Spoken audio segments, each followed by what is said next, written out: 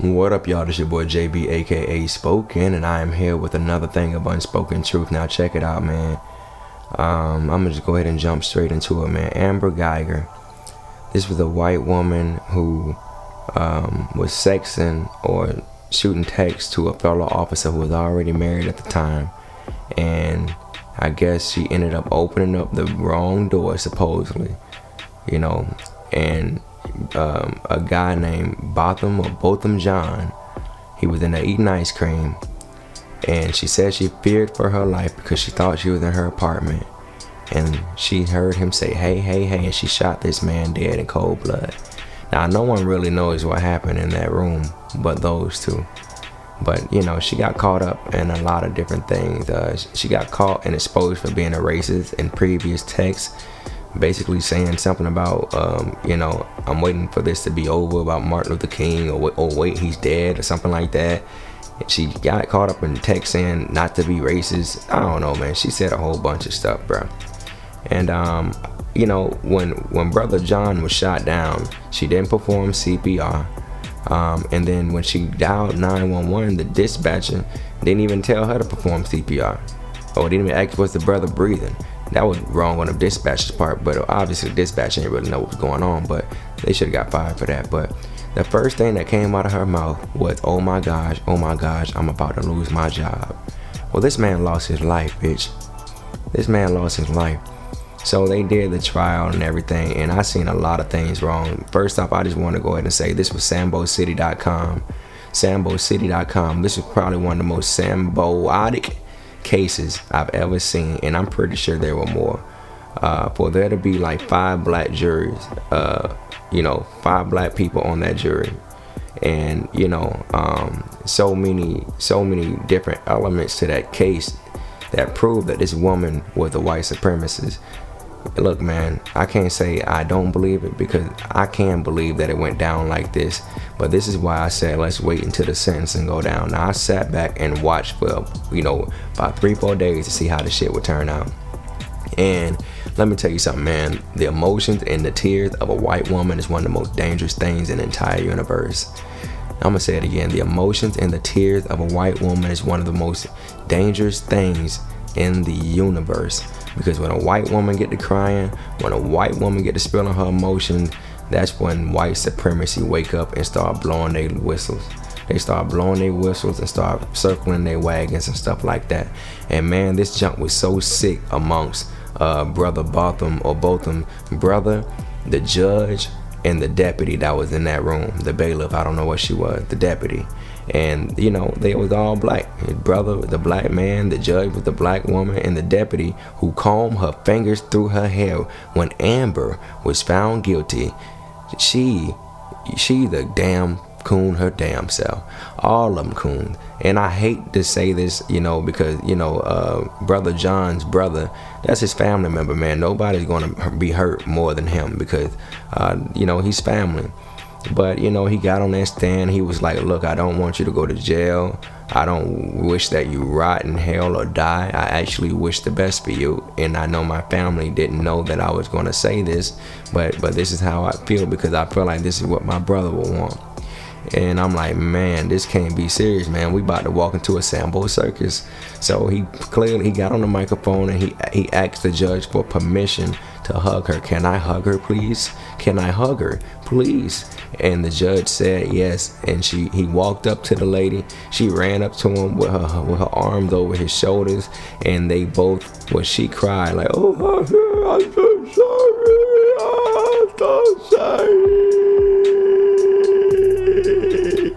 And the white police officer was back there sitting there looking sad, like, dang, man, Amber's about to go to jail. This is a sad case, man. But what about Brother John that lost his life, man? The bitch was lying, bro. I don't care what y'all say. And the thing about black people, man, it's so sad, because when white supremacists go low, we always find a reason and some excuse to go high. And I'm gonna say it again. When white supremacists go low, we always find some goddamn reason and excuse to go high. The judge was a goddamn Sambo. This black judge, right?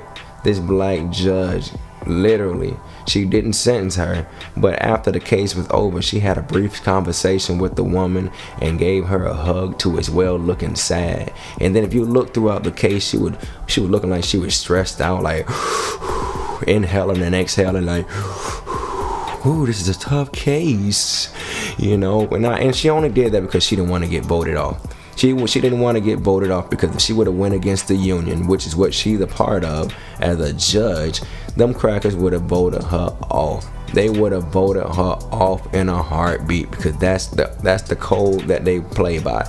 She didn't want to get voted off, and she didn't want to come up missing. Alright, that's what it was. She knew the consequences was gonna be way thicker than what it appeared to be. Alright, and I'm gonna tell you something, man. This case was way deeper than just the family member. The reason why is because it represented the whole black race. It represented on behalf of the entire black race. Alright, I'm gonna say it again. This case was deeper than the family because it represented the entire black race. Black people are too damn forgiving. Even if you forgive in your heart, you never forgive publicly. Even if you forgive in your heart, you keep that shit inside and you compress that. You suppress that. Alright? You don't do that. You don't do that. You do not do that. You never forgive publicly.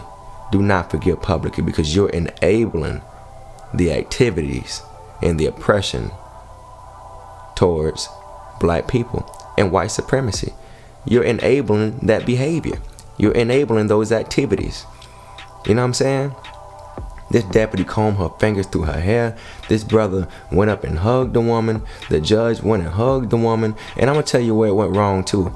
I knew something was up when I saw her become guilty, because usually when you're guilty of a murder, when you're found guilty, they will cuff you up immediately and walk you out when it's over with. Well, let me tell you something. Amber didn't get cuffed. She walked out on her own powers.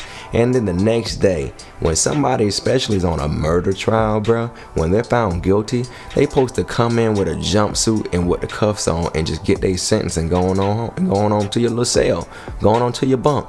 That didn't happen in Amber's case. Amber came in with her suit. She came in with her suit on and wasn't even cuffed. Now, where they do that at? Where they do that at? Now, she's gonna get 10 years, right? She got 10 years, and she's gonna be eligible for parole in 5. There are black people, there are black mothers out here serving 20 years for signing their own kids up for the wrong school districts.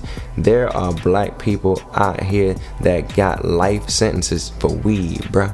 And she got 10 stinking years and eligible for parole in 5 over killing a black brother who was eating and enjoying his ice cream in cold blood, and the bitch was lying. And also too, man, one thing I didn't know was that in the state of Texas, you know, Dallas at least, did y'all know that the defendant can pick whether the judge can sentence them or the jury? I didn't even know that. I thought the judge was gonna do it. Then all of a sudden the jury went in the back and did it, and I looked it up online. And one of my supporters sent me a link and said, nah. When you're part of a murder trial, you can pick who can sentence you. So I can imagine going up in that room and I'm a part of the jury, and one person want the bitch to have 15, one want them to have 4, one of them to have 8 years. You know, one jury might want them to have 10 years. Look, nobody's gonna come down to a common number, man. Not all at once. So what they gonna do? They gonna add up them jokers and they gonna divide that joker and make an average. Junk is crazy, bro. Junk is crazy. This is messed up. This is so disgusting. This is one of the most disgusting, one of the most mind-blowing cases I've ever seen living in my whole 30 years. You know what I mean? My whole 30 years, man. And it's sad, bro. And like I say, man, if this would have ever hit y'all home, hit close to home, like if you got a family member or a friend or anybody close to home, and you know that they got a case like this where it's a white supremacist and they killed him and did him all kind of ways, you don't go public and forgive them. No, because would they forgive you? White supremacists ain't never been forgiving of black people, ever. So, you know, when has a white supremacist ever went high? When we went low. And let's not even bring that up. A lot of times, black people don't even go low. We could just be minding our business, fuck around and get locked up over some bogus lies, and then they still go low. And then y'all gonna sit there and forgive this woman? Forgive this woman all because she got some little white tears, huh? A blonde-haired woman, a blonde-haired white woman with tears. That shit is the most dangerous thing in the world, bro. If not the most dangerous. You know what I'm saying? Like, that shit is like, it's crazy, bro. It's crazy, man. So this case is way deeper than the family. This represented the entire black race. Black people, we've got to do better. And also too, man, we need to stick on code, man. White people stay on code. You know, white supremacists stay on code. Other groups stay on code. Why can't we stay on code? These niggas were clean Sambos, and I hate to even say that about old boy's brother. So here's what we gonna do, ladies and gentlemen. Here's what we gonna do. This is what we gonna do on Unspoken Truth. Like, y'all know I take different approaches. We gotta start all in favor and eyeing these niggas the hell up out of the community. You know, we gotta. If y'all remember the Dave Chappelle skit of the black delegation, the racial draft, when they traded Tiger Woods, I believe, or something like that. I don't know if they traded Tiger Woods. They did something. They traded certain black people that wasn't even a part of the race because they felt like they didn't represent them well. I think we traded Lenny Kravitz. All right, we traded Lenny Kravitz. And you know, man, let me tell you something, man. When we run into black people that don't represent the race in the proper manner, in the proper form, the proper format, we gotta start saying all in favor, say aye, and getting their asses the fuck up out of here. If we was on the boat, y'all. If we was on the boat, do y'all think that they would have got overthrown? Yeah, they would have got overthrown. There's no way how you can be on a boat with black people and you be acting like that and you gonna make it to the destination with us. No, we gotta throw you over. So black people, here's what we gonna do. And I hate to even do this with his brother. When it comes to Brother John's brother, when it comes to that black judge, when it comes to that black deputy who put her fingers through her hair like a comb, feeling sorry for the little pale nosed bitch. Alright? This is what we need to do. Should we all in favor say aye? If y'all feel like they should be overthrown and kicked out of the entire black race and we should disown them, all in favor say aye in the comments. Let me get you all in favor say aye. I'm gonna say it one more time. If you feel like Brother John's brother, the black judge and that black deputy should be voted out of the black delegation, all in favor say aye in the comments. We've got to do better, black people. We've got to do better. This some bullshit.